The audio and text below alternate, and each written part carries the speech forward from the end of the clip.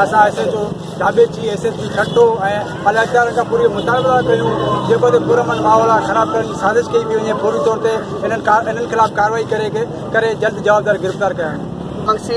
कल नूर खान हिंगोरे खे जेको शहीद कयो दाबेची मार्केट में असां हुनजी पुरज़ोर मज़म्मत था करियूं ऐं इहो अलाहदारनि खां मुतालबो था करियूं। दोस्तों छठो ज़िलो जो सिंध जो इंतहाई पुरअमन ज़िलो रहियो आहे उन ज़िले के हितां जे पुलिस अमलदारनि पंहिंजे नाअहलियत जे करे बदतरीन ज़िलो बणाए छॾियो आहे जंहिंमें अॻे त रुगो नंढड़ा नंढड़ा वाक़िया थींदा हुआ पर कल्ह विच शहर में दाबेची शहर में मेन रोड ते हिकिड़ो नौजवान नूर खान हिंगोरो क़तल थी वियो। असां न सिर्फ़ु हुनजे क़तल जी मज़म्मत था कयूं पर असां मुतालबो था कयूं IG Sindh Kaleem Imam Khan chief justice Sindh high court Khan त हुन नौजवान नूर खान हिंगोरो जे क़ातिलनि खे पुलिस खे पाबंद कयो वञे SSP छठो खे पाबंद कयो वञे SHO दाबेची खे पाबंद कयो वञे त हुन मज़लूम माण्हूअ जा क़ातिल गिरफ़्तार कया वञनि हुनजे बचनि सां इंसाफ़ कयो वञे। क़ौमी अवामी तहरीक सभिनी क़ौम परस्ती ग्रुपनि सां गॾु जेके हुननि जा क़ातिल गिरफ़्तार न थिया त हिनखे एहतिजाज जी तहरीक खे अञा वधाईंदी।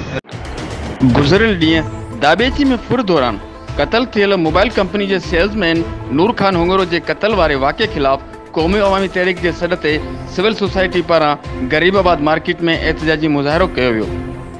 उन मौक़े ते मुख़्तलिफ़ सियासी अॻवाननि क़ौमी अवामी तहरीक ज़िले सदर आसिफ जोखियो जस्कम अॻवान मक़सूद जोखियो STP जे उमर नायो ऐं ॿियनि ख़िताब कंदे चयो त दाबेची शहर ठटे ज़िले जो पुरअमन सनअती इलाइक़ो आहे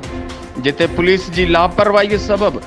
फुर ऐं क़तल जी वारदातनि सां इलाइक़े जे अमन तबाह थी रहियो आहे। कुझु ॾींहं खां ठटे में ॾोही वारदातनि में इज़ाफ़ो थी रहियो आहे जंहिं सबबि अवाम अदम तहफ़ुज़ जो शिकार थी वियो आहे।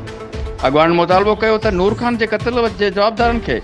24 कलाकनि में गिरफ़्तार कयो वञे ॿी सूरत में SSP ऑफिस आॾो एहतिजाजी मुज़ाहिरो कयो वेंदो। कैमरा टीम सां गॾु मोहम्मद अली मल्ला सोच TV घारो।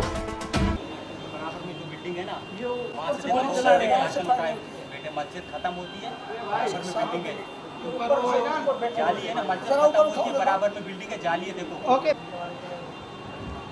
ते छा नालो आहे लियाकत नालो आहे लियाकत की छो वेठा हो जे लिखा हिते रैली ते दहशतगर्दनि हमलो कयो आहे।